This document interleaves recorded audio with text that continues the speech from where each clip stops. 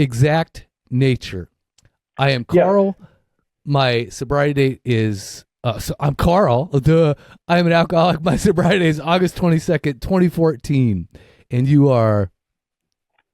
My name is Thomas. I'm an alcoholic and an addict. My sobriety date is December 14th, 2008. So you'll nice. Notice by where we're at in the calendar that I have my 16th anniversary is coming right up. Oh, nice. So this is SoberPod. Soberpod.com. Yeah, SoberPod, keep it authentic, no facades. If it's real, then you know it's ours. Welcome. SoberPod is a podcast dedicated to the idea that one addict or alcoholic helping another is crucial to building a life in recovery. We are not professionals, and the opinions expressed in this episode are all derived, well, not all of them derived. Actually, most of it is going to be derived from my conversation with Thomas, but a lot of it is derived from the book that we read, 366 Effing Days Sober. And as always, stay active, stay sober. And before we get started, Thomas, I want to make sure that I have some clarity here.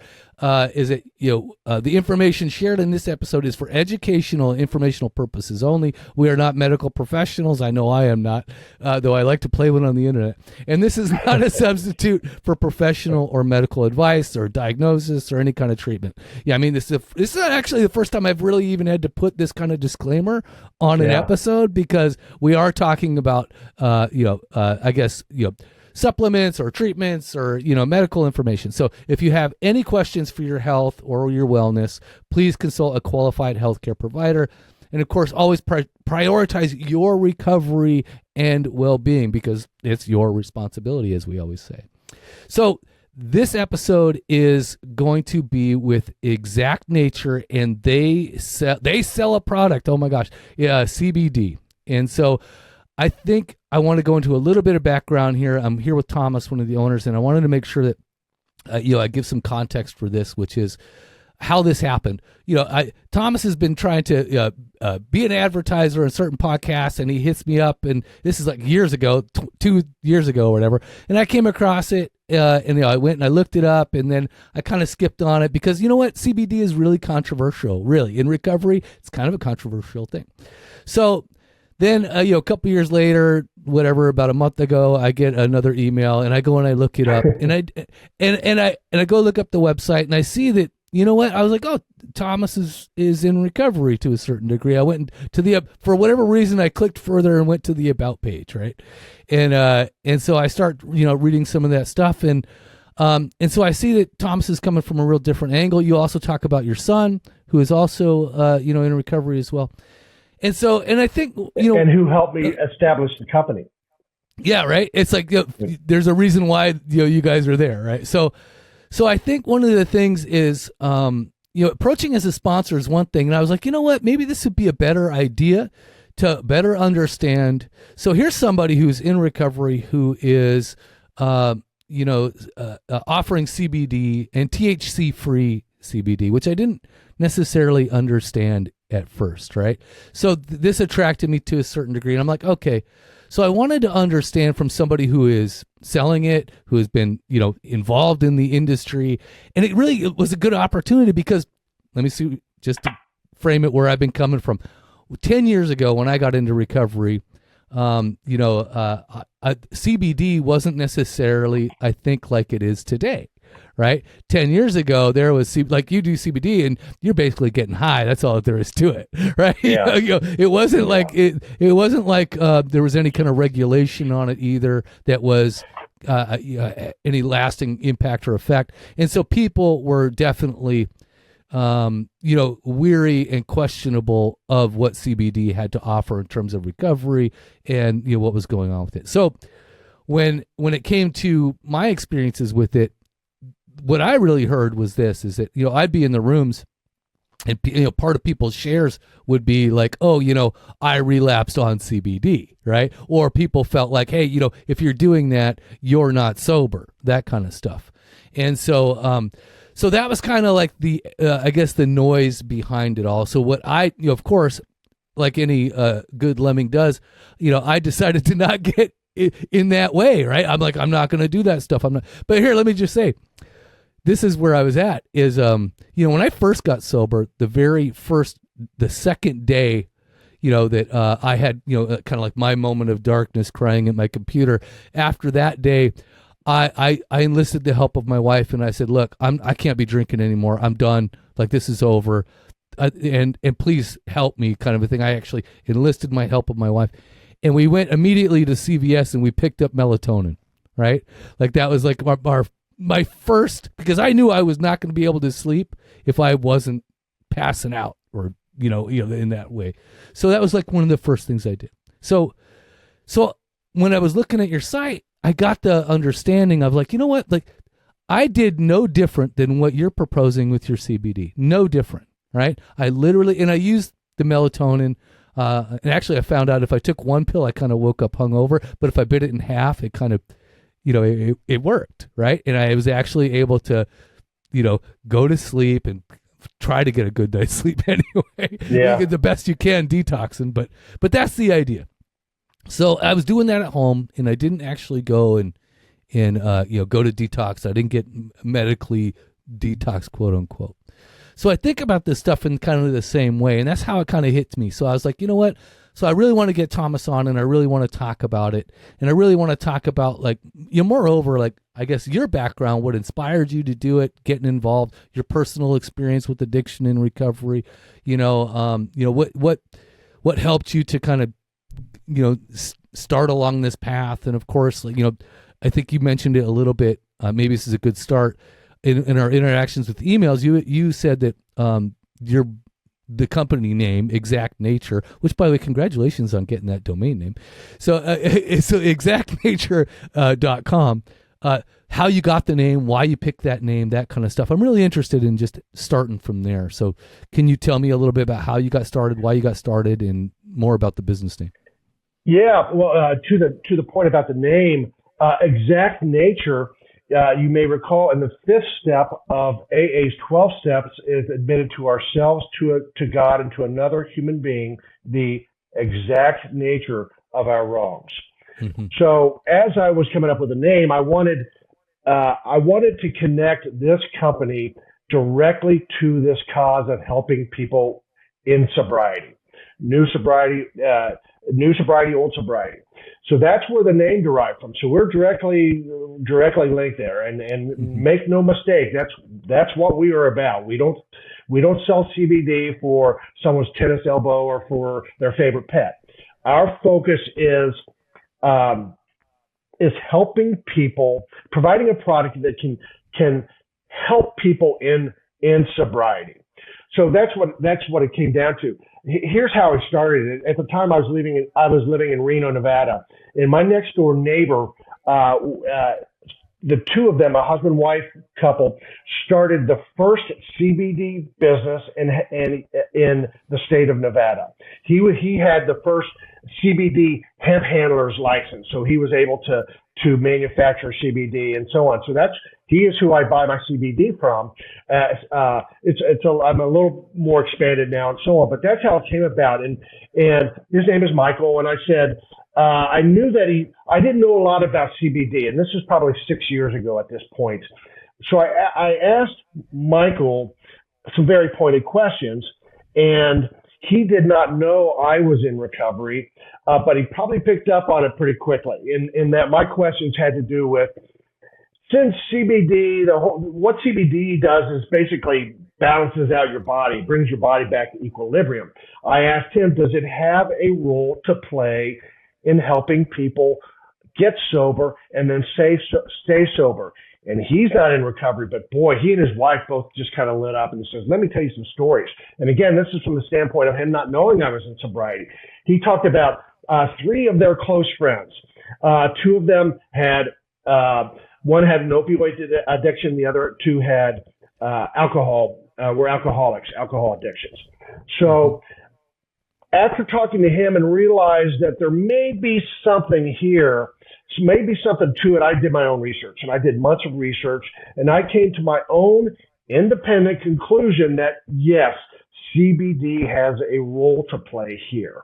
And so that's what I did is I started thinking about this. I thought, if we provide this product aimed at people with either addiction issues or just want to cut back, people that don't want to consume as much, whatever, insert drug of choice there. This has a role to play. So after researching it extensively, I realized, it does have a role to play. Now I'm 4 years into this, and I'm more convinced than ever that it has a role to play. And I'll stand by that, and the fact that it does have a role to play. Having said that, I would never suggest that somebody takes CBD and somehow it's going to cure them of their addiction or alcoholism. I mean, that would be silly. I would never do that because I'm 16 years sober. I got sober like so many other people in the sense that I white knuckled it, right? I wasn't sure I could do it. Because by the time I went to rehab, Carl, it sounds like you got to it and you made an adult decision that this wasn't good for you anymore. Maybe if I understood what you said correctly.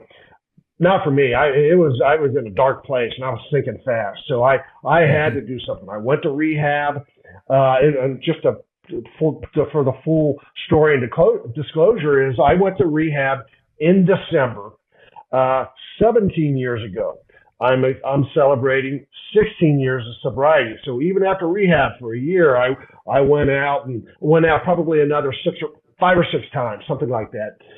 But I was starting to learn how to live sober. I was putting together some days and weeks and eventually some months and so on. So at this point in my life, as I say here next week, I'll be celebrating 16 years, and that will be 16 years of continuous sobriety. So after I started, kind of got my footing, now I've been on pretty good footing and on firmer ground in the last 16 years. And I know that knowing now what I know about CBD, it is something that I would have definitely tried because only because in my view, there is no downside. It's a natural product. It occurs naturally in the body. When you take CBD, what you're doing is you're giving CBD into this endocannabinoid system that is a series of transmitters that runs through your brain all the way through your body. And so what CBD does is it replenishes a depleted endocannabinoid system. So you're not adding on to it, but you're getting yourself, you're replenishing, so you're getting yourself back up to equilibrium. And so how this helps with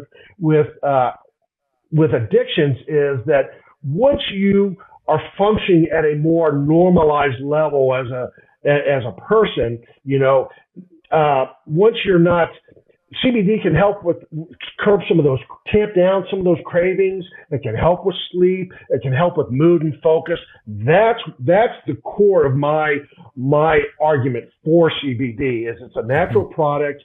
It helps in a lot of ways by breaking that psychological bridge between alcoholics and addicts and their drug of choice.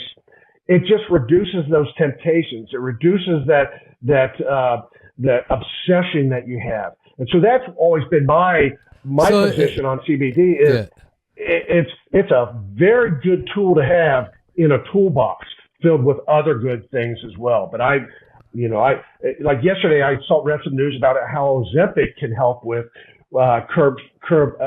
can help with addiction. And they were essentially said it can help curb the cravings.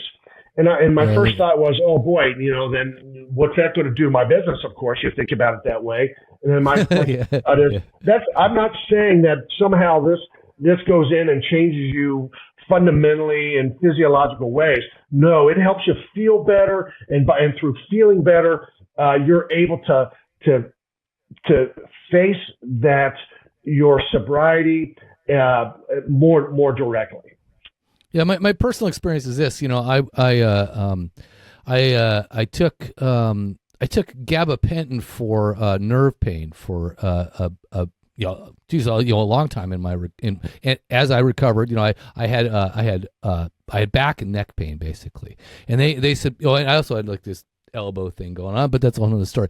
But the fact is I took gabapentin, and I took, very, very low dose, took it at night. And then of course, if I found out later that gabapentin actually is a drug that they do prescribe to reduce side effects of, getting sober, right? Like all the other cravings, and it takes the other stuff out. Then I also, in a personal thing, so they added to that because I was like, hey, I don't want any more gabapentin because I don't want to get loopy and this kind of stuff, and I don't want to get all whatever. And so then my doctor gave me Cymbalta, gave me a low dose of Cymbalta. Again, I took it at night, and then of course, and then come to find out, I got all the other side of. He gave it to me for nerve pain, but Cymbalta is actually used for depression, right? So then of course, for years I was taking this stuff, and I was like, what? Like the fact is like, and I think here's the thing is, I always say this much. It's like, I don't care if it's, if you're getting, sober, if if it's a higher power or hire a therapist. The fact is that there is a place that where I got benefit from taking these medications in my recovery. And I never really understood it as much until I actually went off of both of them. Right. So I decided, what? I'm like, what they call is like, in just general, normal people call it a drug vacation. Right? So I was like, what? I need to actually feel what my body feels right now. Yes, I've been taking these medications, but, I was also taking an anti-inflammatory, right? And so I went off the anti-inflammatory, I went off the gabapentin, and I went off the Cymbalta, but I did it over a period of like 2 to 3 months, right? So I kind of just, knocked one out, and then knocked another one out. The last one was the anti-inflammatory. And I'll tell you, I got to experience, with the lack of Cymbalta especially, my level of anger. Like, it seemed to be like smoothed out when I was on the stuff. And then when you took it away, I was like, man, I got to control this animal. You know what I mean? Like, because I hadn't had to in a long time. And so yeah, and then because when I was looking into the CBD, alternatives to CBD are basically those kinds of things, right? That's what they prescribe. So if you go to your doctor, he's going to prescribe on a certain level. He's going to prescribe, gabapentin for, this and for that, and of course, and again, Cymbalta, whatever, right, for nerve pain and those types of things. And then of course, if you have if you, like for me, sleep, like they're going to prescribe melatonin. They may not they'll tell you to go pick some up, but that's kind of what they do. That's what the professionals, quote unquote, do. So in looking into this even more, I was like, this is basically like, pretty much a similar function. But I got some questions here though, because here's here's where it gets confused, because what you hear and versus what you and what you read about are very two different things. So in the rooms, people talk about taking CBD is potentially just a gateway to relapse. Like this, like once you do CBD, you're going to be like and of course it's a crutch. But let me just say, what is gabapentin? What is Cymbalta? You know what those three things are? Are drugs. This is a natural supplement. So first of all, the scale of just the medical aspect of it. These are all natural products. Melatonin is a natural product. Most of the time, it can be manufactured as well. But the other one, to this issue of, is it trading one crutch for another? I understand that and I respect that opinion, but I totally disagree with it. Mm-hmm. From the standpoint of this, as you say, understandably, you as you're getting sober, you anticipated not sleeping well. And so you had already thought about, well, if I'm not drinking, what can I do to help myself get better sleep? And you take melatonin, right? Well, CBD is equally natural, and our sleep products have melatonin. They have ours have CBD, and then one of the other. Let me explain that. CBD written large has 113 cannabinoids in it, or hemp does, and so when you So CBD is not, it doesn't make you fall asleep. What it does is it relaxes you. It takes away some of those chaotic thoughts that you might have, and so on. But one of the cannabinoids of that 113 is called CBN, and it is known to have a bit of a sedative effect. So CBD in itself is not sedative, but one of the cannabinoids found in hemp, of which CBD is derived, is CBD and then the CBN. So these natural products are there to help relax you, provide a slight sedative effect, and help you get to sleep more soundly as you're sleeping, and then wake up without, you don't get this kind of have to shake off the cobwebs when you wake up. It's like I did with the melatonin. Not like that. It's just, and that doesn't mean that every night that you take CBD for sleep, you're not going to sleep perfectly, nor do you on any drug. It would have to knock you out. CBD does not do that, and nor is that. It's not that kind of thing. It's not strong enough. What about it being a gateway to relapse? What about it being a gateway to relapse? Do you feel like it's? Well, it's non-intoxicating, and so there's nothing about it. So you had said earlier, my products do not contain THC. When I first started, I took THC out of everything, just because of the audience that were our customer base. They're people that are either trying to get sober or are sober, or at least want to cut down on their drinking most often. So we took THC out of everything. And then as I learned more and as I started speaking to people, some of our products do have THC in them, but only 0.3%. By law, we can't go beyond that, nor do we want to. So the way it works is, so marijuana, you get marijuana, right? And marijuana has roughly, let's say, 90% is THC, 10% is CBD, or something like that. As a CBD supplier, I don't want that. That is not what I want. I don't want a high THC level, because I'm just going to have to take all of it out except for 0.3%. So it has a little bit of THC in it, but certainly not enough to intoxicate you.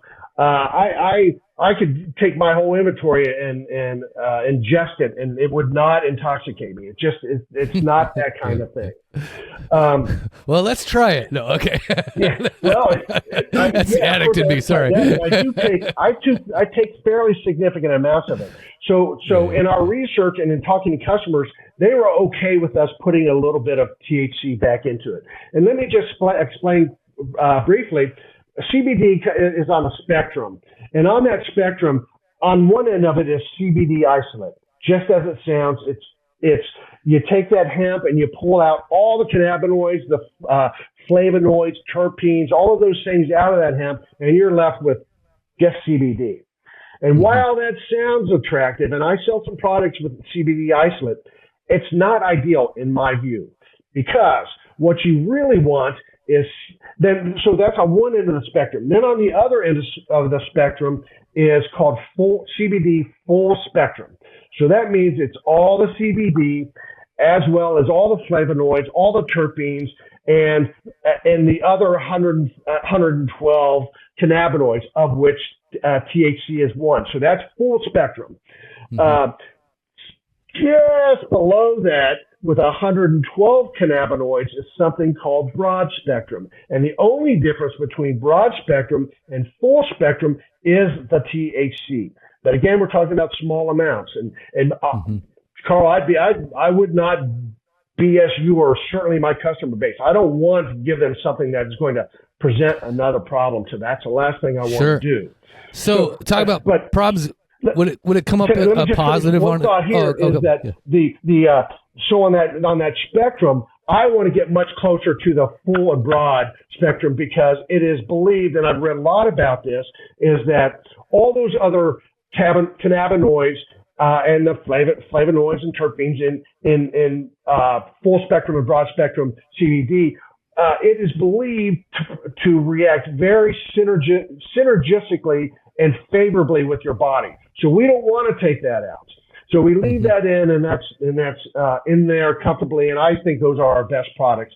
I don't have a strong opinion about full spectrum versus broad spectrum, other than if somebody doesn't want any THC, then by all means, you don't lose a lot by not getting the THC, other than just one more cannabinoid that helps the body along. But I do have an opinion about. I think it's much better to go with full or broad spectrum than it is with CBD isolate. Again, we sell both. But my favorite children are those ones with greater concentrations of the cannabinoids in there, because that's all natural. It's all there's nothing unnatural or man-made in our products. Excuse me, you were asking?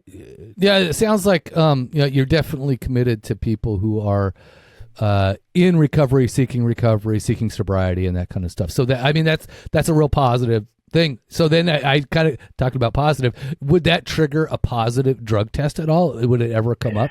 Do you know? Generally, no. Generally, kind of an emphatic no. But this. Back to there's so much to discuss here, because part of my job is destigmatizing and demystifying CBD. You know, the rising tide is going to lift all boats. Raise all boats. So if I can make the case for CBD, it's going to be better. I'm sorry. What was your question again? I apologize. So would you test positive on a drug test at all? So all of our products, what we do is we have them independently third-party lab tested. So what I say is in our products as verified independently by this testing that we do on every product. Some companies don't do that, and those are the companies that you ought to watch out for. So that is a downside of the CBD industry. You could say an upside is that we're not highly regulated, only because CBD has had such kind of such success, generally speaking, across a broad portion of, and millions of Americans and so on. It's just had such success that the FDA has kind of been like, it seems to be helping a lot of people, and it's certainly not harming people. So we're going to take kind of a hands-off approach, because we have bigger fish to fry. But the FDA still has some regulation, do they not? The FDA still has some regulation of the industry, does it not? They do, but to the point where they want to make sure not everybody does it, but they certainly want us to post independent lab tests, those kinds of things. But back to your original question, will I test positive on this?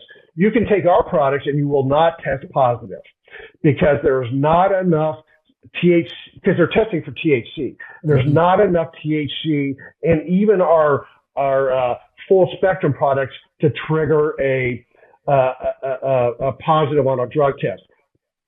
Less reputable suppliers, I can't speak to them because their qualities is all over the place. So it's a possibility that you will test positive if they have not been careful about how they've developed their products. But that's not the case with us.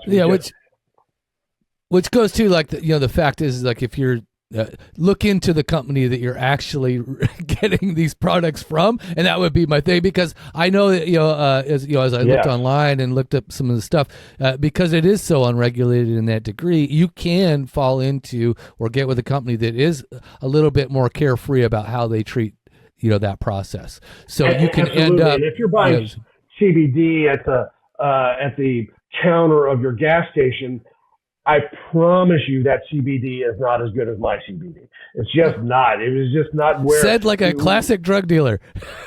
Yeah. Well, Carl, one other thing about selling CBD to help people in addiction recovery is, I don't mess around with people. I want to tell them what my experience has been, and that of our customers, and that of what the research points to, although it's limited in there's not as much research as we would like. But I want to be very honest with you. And that's also why every product that we sell has greater doses of CBD. Everything, either the minimum will give you a product with 25 milligrams a dose. And very common with our products is 50 milligrams per dose because we want you to get CBD in your body. We want to get it in there so you can get that equilibrium. But so I will not trifle with anybody about this. I'm not going to say take this, you're going to get sober. No, not at all. I just say this is a good tool to have in a toolkit, and that's essentially what we're at here, and it can help curb some of those the cravings that you have.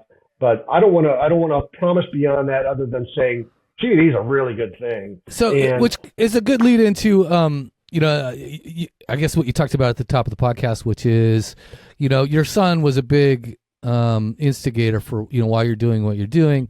Can you talk to me about I guess both of your experiences in terms of how it relates to CBD and that kind of stuff? How did this come about? Yeah, from a business standpoint, I can say that most of my customers are in early stages recovery, so the products help them get their footing. So that is that. That's why so for the people in early recovery, when they're at their most vulnerable, here's a product that can help them sleep a little better, can make them feel a little less distressed, that kind of thing, and so on. But now for a personal anecdote on my end. So I got sober 16 years ago, soon to be 16, and this wasn't available. But what happened for me is when my active addiction moved out, I'll tell you, depression moved in. It did. It's and what was there first? Was my addiction there before the depression, or vice versa? I don't know. It doesn't matter to me. But I know that now that I'm no longer actively I'm not drinking, I'm not doing drugs. I'm left with this depression that moved in, and for 10 years I took things like Cymbalta, and a lot of things like Cymbalta, they work just like CBD. They work until they don't. A lot of times you take this stuff, and at some point, just the natural rhythms of your body, it doesn't work as well. So you have to find another one, and that's where I was after 10 years. The dose, yeah. Exactly. After 10 years, I needed to find a new medicine for my depression. And at that point, I said, I'm not going to go through this trial and error.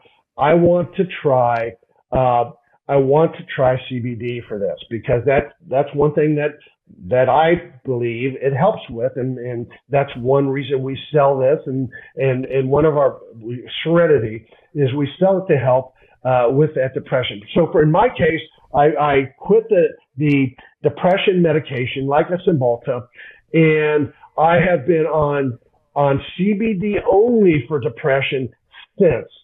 And I will say it works every bit as well as the Cymbalta did for me, meaning not perfectly all the time, right? It works very well, but if you have days where you have particularly high stress, or for whatever you mean reason, you have bad days even though you're taking medication? Yeah, right. Right. It tamps down and levels you out, but it doesn't make you catatonic. You're not doing the Thorazine shuffle after you take this stuff. It adds some balance to all this, and then you're in a place where you can deal with this stuff through exercise and diet and the other ways that a person would deal with this. So so I don't need to tamp down my cravings now, because I'm beyond that. Of course, from time to time I think about it, or but I'm not. I don't have active cravings that I have to consider every day. I know my depression is what is. That's why I take CBD now for two things: depression, or really it's kind of a mood equalizer. Yeah. And then better sleep. I take it at night as well. And all of that builds up the CBD in your system, and it replenishes that endocannabinoid system and so on. So there's no downside to taking CBD at night, even if you're not getting a whole lot better sleep from it. Sleep can be tricky. A lot of I swear by it, but I've taken a lot of it for a sustained period. CBD works best over time with consistent use. And that's where we can fall down as a provider or as a user is, man, if you don't keep it in your system for a sufficient amount of time, you're not gonna truly discover whether it can help.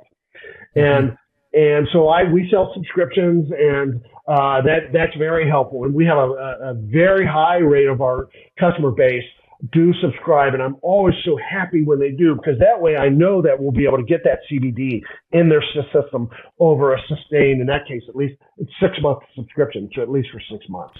So, I noticed, and I came across this, initially, in my early recovery, I same thing for me. Depression was huge. Like, I got sober, and depression. I would be crying on the way home, and I'd call my sponsor, and he'd say, "Well, that's just self-pity," and I'm like, "Dude, like I'm just crying. Like there's no reason why." And then the other thing I noticed too is when I would get to dudes. They would get just anxiety. Like anxiety is huge, and especially when you're taking away the alcohol and everything that we were all self-medicating with. The fact is, I would get with dudes, and then they would be talking about, and I didn't even know this at the time. I did. It's so funny, like as in tune I am with my alcohol and drug culture. I didn't even know about Xanax, right? Like I didn't know that you could get that prescribed for anxiety, because my doctor never gave me any, but the fact, but and on there, of course, on the pill bottle, it says take as prescribed, right, or take as needed is really what it says.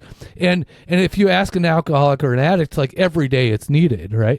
It's like, so the fact is that if there is a way, and this is what really interested me about CBD, is that when I saw it, I was like, and again, I don't even know, like right now. So what? Because here's part of it.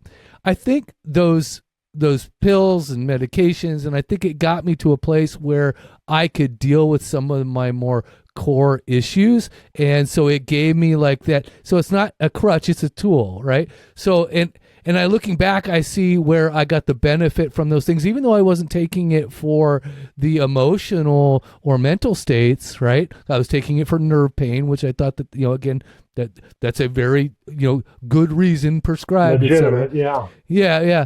And so, so that's the thing is I didn't necessarily see the secondary benefits until after, like, I stopped taking them, and then I realized, like, oh, they really were working. But what it did do is it gave me a bridge, because at the time I didn't relax. I didn't, I didn't say, well, I'm just taking a pill for my mental health and here I go.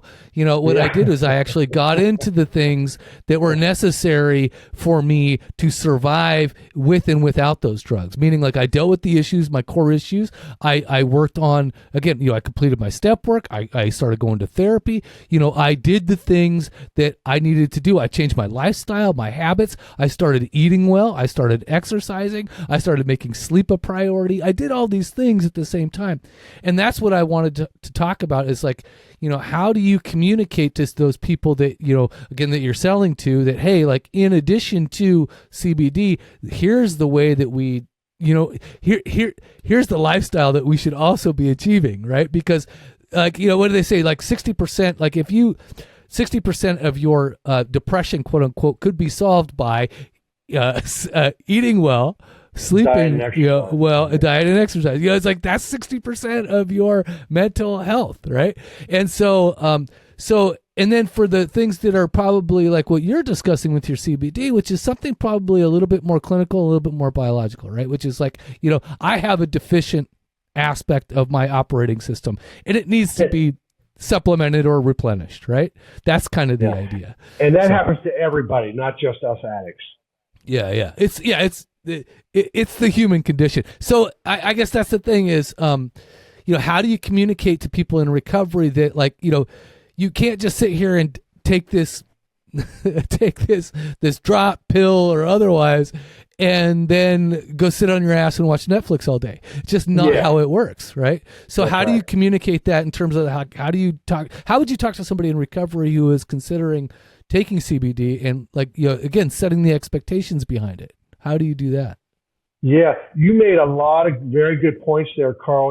And the first one was that when you first got sober, you were taking these things and feeling, even though it was making you feel better, you were a little bit, it seems like you were a little uneasy about having to take these things. It probably did feel a little bit like a crutch to you, but then all of a sudden you said, hey, I'm not drinking. It's, if it's helping me, then let's acknowledge. Well, I didn't even know about the benefits in terms of recovery. I only thought about the benefits in terms of nerve pain relief. That's actually it. So I was told to take the Cymbalta because it helped with my nerve pain. And I think the doctor was like, fuck it, I'll just give him something to feel better. Get him out of my fucking office, right?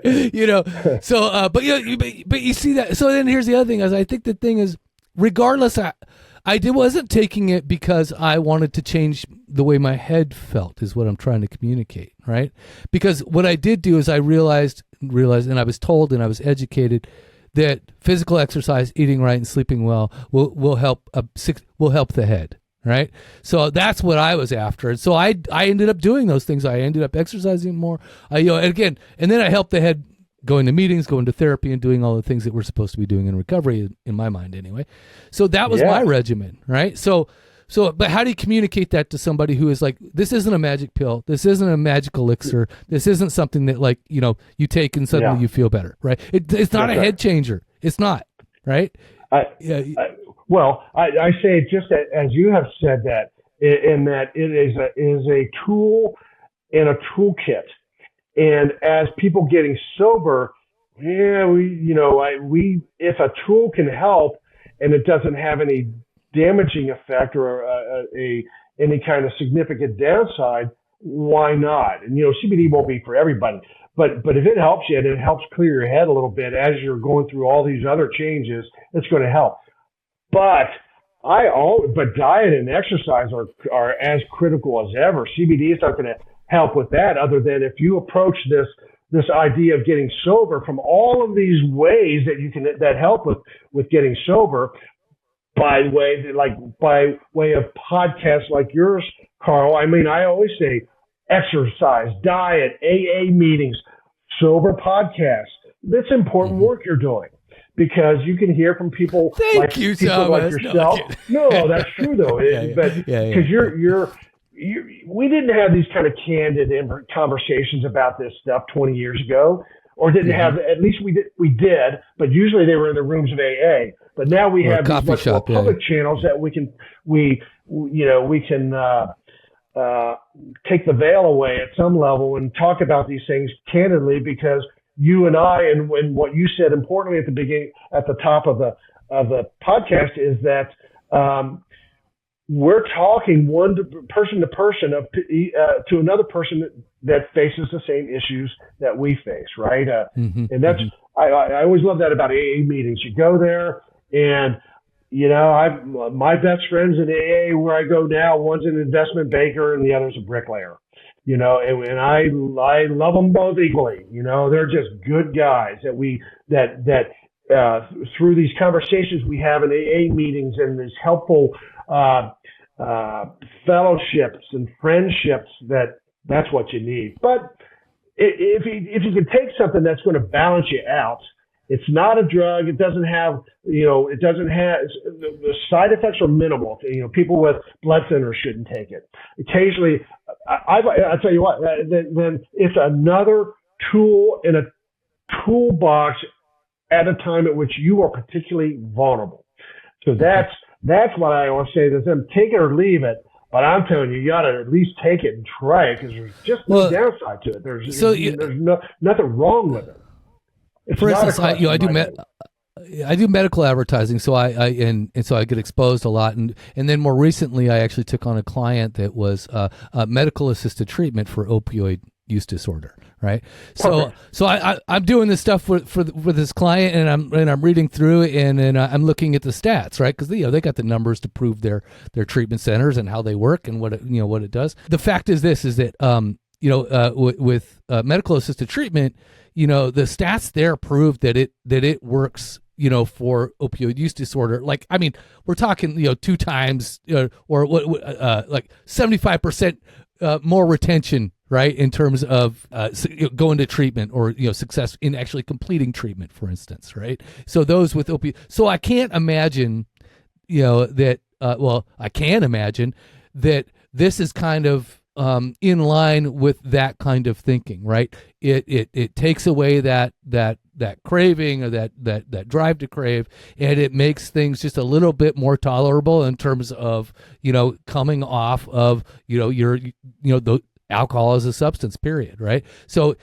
I considered it much like that when I started to read into it. I was like, oh, okay, like it's, even though it may not be medically prescribed and that kind of a thing, even though it's self-prescribing, the fact is that if it does anything near the same level, it would basically be a helping you build a bridge into recovery that would be much harder to get there if that didn't exist, right? So that's kind of what I was thinking about it, and again, in opioid use disorder, the stats are just proven, right? Like it's like that, people who are on buprenorphine or methadone, naltrexone, those types of things, they have a more proven track record in terms of getting people into recovery, maintaining recovery. And again, it's only one aspect of the broad spectrum of treatment, which is, okay,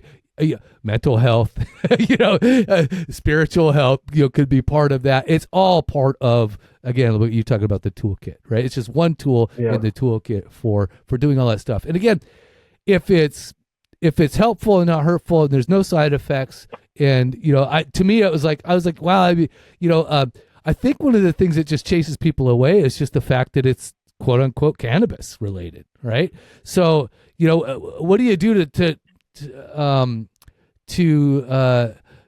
I guess get rid of that idea? It's like, because that's why I avoided it. That's why I never approached it. Because I sat in meetings and everybody said, "Oh, if you're doing that shit, you're relapsing, and it's you might as well be smoking weed or on the marijuana maintenance plan or California sober."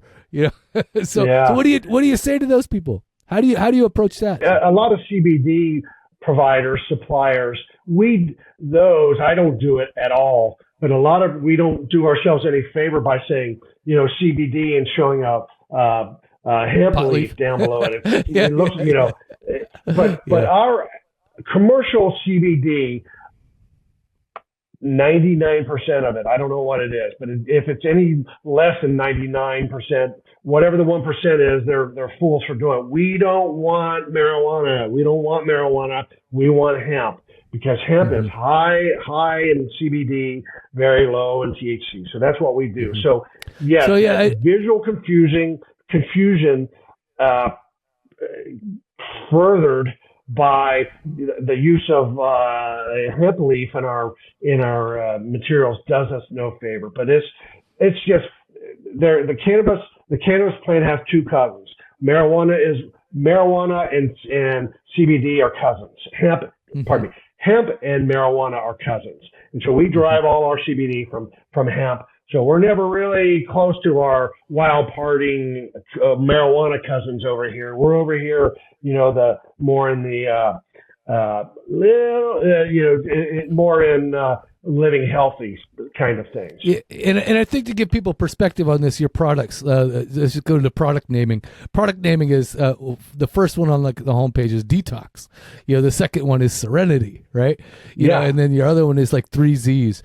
So yeah. And I think I think it says a lot about where you're coming from and how the people that you're trying to talk to and the people that you're trying to actually help. And I think that's the difference here. Is I think when I see in the past, when I've seen CBD pushed, it has been about, it's with the pot leaf, right? And it's like, you're just like, dude, like, what do it's again, and I'm just, and I think that's the myth that has been created around this stuff that is kind of hard to shake, right? So I think you have a big hill to climb in terms of getting out of that myth and into like the benefits around CBD and what it really has to offer, especially for people in recovery in our recovery communities. So the challenge is yours, that's for sure. Yeah, but I'm not I'm not daunted by that challenge only because there is, yes, demystifying and destigmatizing is a big part of my job. But there are so many people that use it and can provide anecdotal feedback and information about their own experiences with CBD. Often it's pretty positive.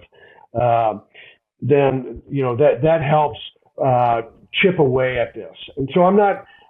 For me, yes, and add another layer of complexity when I'm suggesting somebody take CBD for people who are already suffering from addictions and alcoholism and things like that. But it's not. There's nothing addictive about this. I don't mean this in a bad sense. I wish it was addictive in the sense that I wish people that take CBD, I want them to take it religiously. CBD works best over time with consistent use. So when I say addictive, I just mean the point that where they take this thing that I got to take this, I got to keep it in my system, and so on. That's where I want to get to with them. But it's some mountain climbing in there of misinformation and disinformation, and it's not real active disinformation. Nobody is telling lies about CBD other than saying that this stuff is great if they're selling it in flour at a gas station. I don't trust that kind of product. So exactly. So what advice would you give to again, for our show we have a high turnover of newcomers. Right. I think a lot of the people that listen for us are, 90 days and under, right. Or 100 days and under. These are people that are, really fresh in terms of, recovery. And I mean, maybe they've been trying for a long time, but either way, the fact is that, these people that come to SoberPod are really looking for solutions about, drinking and drugging, period. Right. This is what they're coming here for. So what would you tell somebody new, or what advice would you give somebody who's new and who is considering CBD and just, again, keeping a watch out for their health and their wellness? I just want people to get sober. If I can help, exactnature.com, you can find my email. It's thomas@exactnature.com. You reach out to me and I'll tell you what I know. I'm not going to bullshit anybody. I'm not. I would never disrespect one of my customers to tell them something that I thought they wanted to hear. It's not it. Not that. But I will say things like CBD is very, very, very helpful, but it's not always conclusive. You're not. I always liken it to when I don't drink a ton of coffee, but I drink it every day, and I have a little thermos that I fill, and it's probably 2.5 cups, whatever it is. And man, about midway point of that cup of coffee, it just hits me right. It just gives me a little bit of energy. It makes me kind of feel better. My day just gets better. Halfway point of my thermos of coffee. That's about what CBD does. It just lightens that load a little bit. It doesn't. I'm not going to fail the drug test. It lightens my load. It doesn't. I don't have to be concerned about. I take this and I start feeling better, but I'm not driven to want more of it. It doesn't work that way.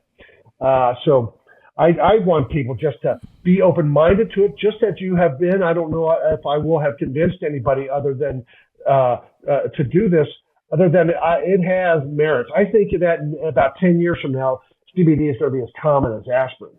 Right now, it's not as common, of course, and it's expensive. We all want that price to go down. I want the price to go down because these are expensive products. But for us, what I do is I have greater doses, and I always provide enough for a month's worth in each bottle, which in many cases, whether it's a soft gel or whether it's an oil, means two significant doses a day. So if I can get you to take those two significant doses a day for 30 days, and then if I can convince you to subscribe to this so that we can keep you on this for another 6 months, then I think I think a lot of people will show some people will feel some results within 2 or 3 days. It's very common to feel it within that first month for sure. So I'm not saying everybody needs to subscribe to feel their best about this. No, I'm just saying that this is a good thing, and if you can sustain it, it will be better for you. I want to be successful as a business. Already we have about 1,800 pretty devout customers, and in every state, and that's I think that in when I want my business, I don't care about reaching if I could reach the 20 million addicts, of course I would do that, because I want them to not be addicts or active addicts. But my goal, even on day one of this, is I want about 5,000 active customers that I can still kind of keep some kind of relationship, because I email people.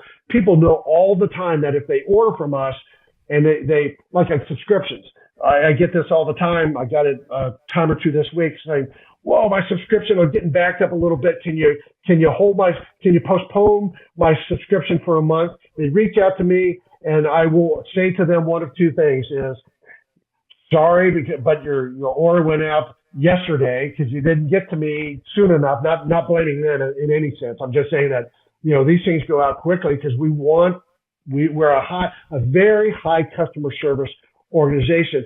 Or if they reach me in time, I say, of course we will do that. I just did that. I delayed a customer that has been a customer for a few years for us now. Of course I'm going to delay it. We'll delay it because she gets backed up. She takes the Z soft gel. So she, and that's that's the only exception that's the only product where we have one dose a day. And you can take two, but it's at least the one at night is what we want. So I do want to thank you for coming on and helping to dispel some of that bullshit around CBD, and hopefully it'll help somebody. That's the idea, right? Is that it maybe this is like the one thing that is missing in your toolkit that you can put in that might help you too. So I would definitely consider it. I would definitely go to exactnature.com and look at the site and see for yourself, read for some of those things, go do some search and talk to your friends, call your sponsor, see what they say, get on with that and see how it might work for you. Oh yeah. And it's always talk to your doctor, you got to say, yeah. We reach out to, you talked about, MAT, medically assisted treatment. Mm-hmm. We on our mailing list, we go out to some of our best clients are MAT and PAT, which is plant assisted treatment centers. Mm-hmm. So we reach them too, because they're very much more open to this kind of plant-based. I've never heard of a plant-assisted treatment center. I've never heard of this. PATs. What do they do? What do they do? How do they? They've got a variety of herbs and things that they will provide that are good for. I'm not real well versed in it, but I know it's things like. That will help with. So like plants and botanicals and herbs and kind of a thing. It's like almost feels like kind of like a little like a witchcraft for your recovery, I guess. I don't know. Just like you got some eye of newt going on. But no, I get it. Actually, that does make sense to a certain degree. A lot of people swear by their regimens or their stuff. And again, just like you do with CBD, CBD. It's like it's like I can see where that could be a thing for sure, right? Again, I drank the sleepy time tea when I first got sober. I can't today if I drink that sleepy time tea, it has mint, flavor to it, and it takes me right back to my early days of recovery when I was because I would do that stuff just to try it again. Melatonin and sleepy time tea, man, I was just going to bed. Yeah, so I needed that stuff for sure. So, but yeah, I can see where that could be a thing, right? I don't know. It could be the only thing, but it could be the thing. So yeah, that's interesting. I'll look into it. Yeah, I would say CBD is no riskier than that sleepy time tea. You have you have no more chance of addiction to CBD than you do to that sleepy time tea. Yeah, and I kicked that habit when the box ran out. And again, that goes back to that. That's why the FDA has been kind of hands off on this. They're saying there's lots of anecdotal evidence that CBD helps people, and I think and it's a lot of anxiety, depression, and sleep. Those are the three primary reasons for it.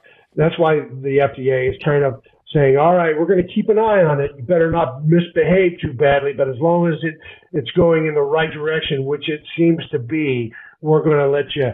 We're going to let you continue until you give us reason not to.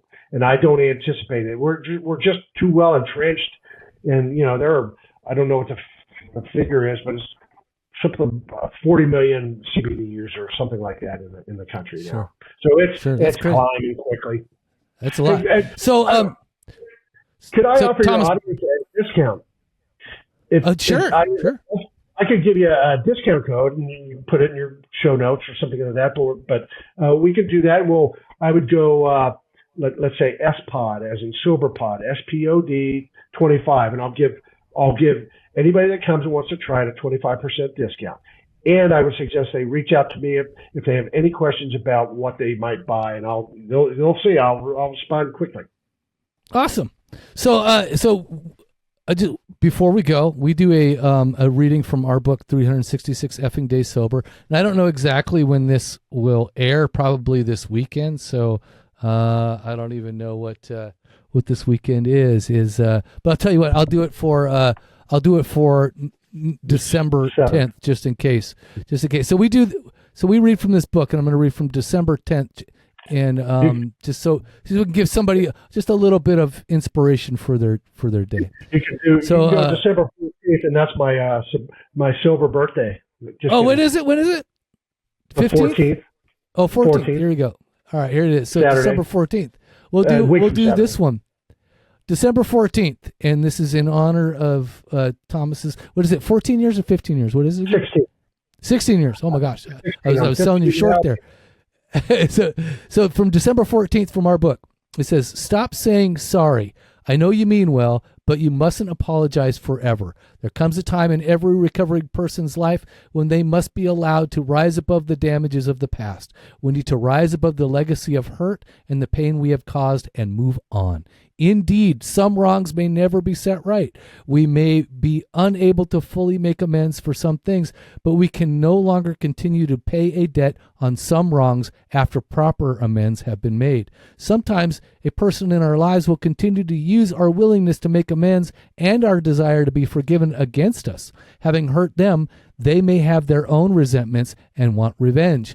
Be careful when being vulnerable. We may open ourselves up to this type of ongoing hurt and attempted reparations that can harm relationships more than they help.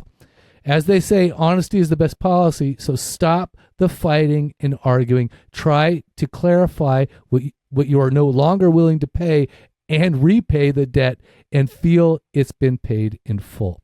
Reflections. Do others use my past behavior to manipulate me even after I have made proper amends? Have I been honest about my behavior and intentions today? And the daily challenge, maybe it goes with what we're doing, take a nap today. So, do you ever take a nap, Thomas? Occasionally. I never take naps. It's kind of one of the hardest things that I do. Okay, so I want to thank you again for coming on. I think I thanked you like 3 times. I'll probably cut out that first thank you.